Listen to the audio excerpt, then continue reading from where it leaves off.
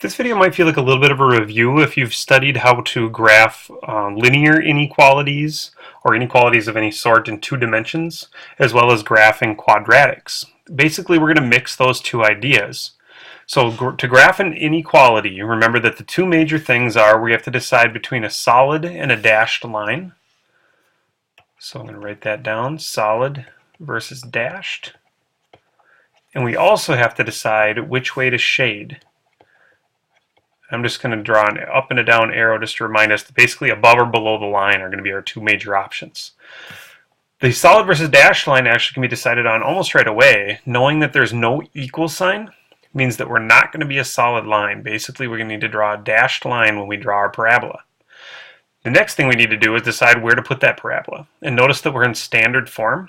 So probably the best idea is to go ahead and use our x equals negative b over 2a shortcut in order to decide where to put the x-coordinate of our vertex.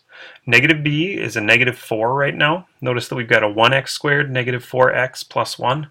So our negative 4 will be our bx, thinking ax squared plus bx plus c. So we're going to do a positive 4 because negative of the negative would cancel away. And 2 times 1 would be 2. So our x-coordinate of our vertex, or where we want to start our table or our middle of our table, will definitely be at a 2. Then we can go find some other points. And we'll go do that by plugging our x-coordinates back into our equation. So we can say that 2 squared minus 4 times 2 plus 1, and go ahead and find our y-coordinate that way. So this will be 4 minus 8 plus 1. 4 minus 8 is negative 4. Plus 1 would be negative 3. And we now have our vertex. We also want to find some points around that so that we get a nice smooth parabola. So we may as well find points at x's 1 and 0 and 3 and 4. Remember, use your symmetry to your advantage. Go ahead and pause the video now. Find your other 4 points. I'll fill in those numbers here in just a second. Now, you may have filled in those points by plugging in the numbers into your equation. You also could have used, remember, our 1, 3, 5, 7 method. Notice that we have a 1x squared. So when we plot the point 2, negative 3 for our vertex, remember that from there, we're going to go up 1 point to each side. Then we're going to go up 3. And then we would go up 5, although we're going to kind of run out of room, but we can kind of get that in there, about there. Remember, we're going to draw a dashed line. So we want to make sure we can see that dashed line going from point to point. There we go. And then the last thing to do, again, is decide on our shading. So should we shade above the line, which right now is inside of our parabola, or should we shade below the line, underneath our line, which right now is outside of our parabola? And remember that the easiest way to do that is just to take a look, since we're solved for y is less than our function, less than our expression here, which means that we're going to be below our line. Another way to do that would be to pick a point not on the line, such as like 0, 0, and we could plug 0, 0 into our expression, or into our inequality, 0 being less than 0 squared minus 0 plus 1, and is 0 less than 1? Well, yes, it is.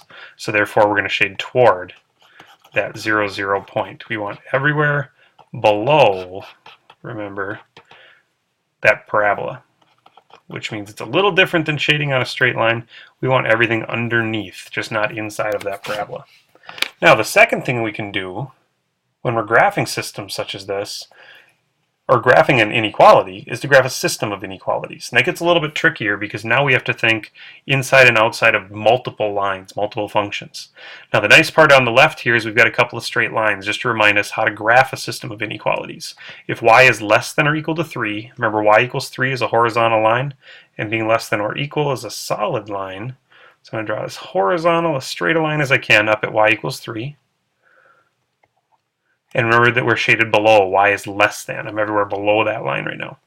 Then the second line starts up at 2 and has a slope of a half. So I'm going to go up 1, right 2, up 1, right 2, down 1, left 2, down 1, left 2.